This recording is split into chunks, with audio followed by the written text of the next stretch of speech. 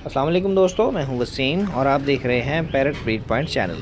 दोस्तों, अगर आप भी मेरी तरह घर में परिंदे रखकर उनसे पैसे कमाना चाहते हैं और इनकी फार्मिंग सीखना चाहते हैं तो मेरे चैनल को सब्सक्राइब कीजिए और बेल आइकन को भी दबाइए। दोस्तों, जब आपके कॉकटेल के बेबीज़ इस एज के हो जाएं तब लाजमी तौर पर आपको चाहिए कि शाम के वक्त आप उनका स्टमक चेक करें, उनका पोटा चेक करें, देखें कि क्या वाकई फीड करवाई है मेल फीमेल ने।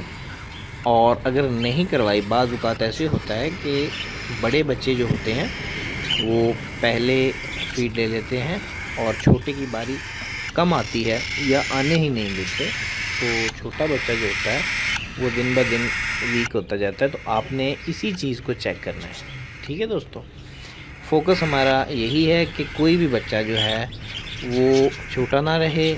बड़े बच्चे जो होते हैं वो फीड ले लेते हैं आगे होके, छोटे जो बच्चे होते हैं वो आहिस्ता आहिस्ता दिन ब दिन पीछे जाते रहते हैं, तो एक ना एक दिन वो एक्सपायर हो जाते हैं। ठीक है, ये लंबा चौड़ा प्रोसेस नहीं है, ये 4-5 दिन का प्रोसेस है। यानी एक बच्चा वीक हुआ, पीछे गया, चौथे पंजवें दिन एक्सपायर, ठीक हो गया।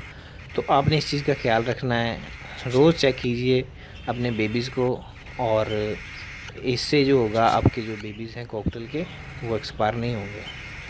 अगर आपको ऐसा नज़र आए कि किसी ने फीड नहीं करवा रखी, एक बच्चा भूखा है, 2 ठीक हैं, या 3, अगर 4 बच्चे हैं तो 3 ठीक है, 1 भूखा है, तो आपने क्या करना है, उसको 3 को जो है 3 में से 1 या 2 को जो बड़ा है, दोनों को आपने निकाल लेना है, बाहर निकाल लेना है चुपके से।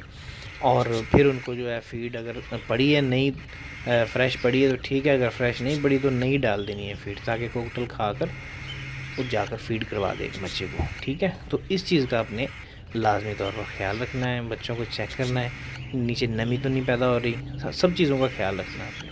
ठीक है दोस्तों, मिलते हैं दोस्तों अगली वीडियो में, तब तक के लिए अल्लाह हाफ़िज़।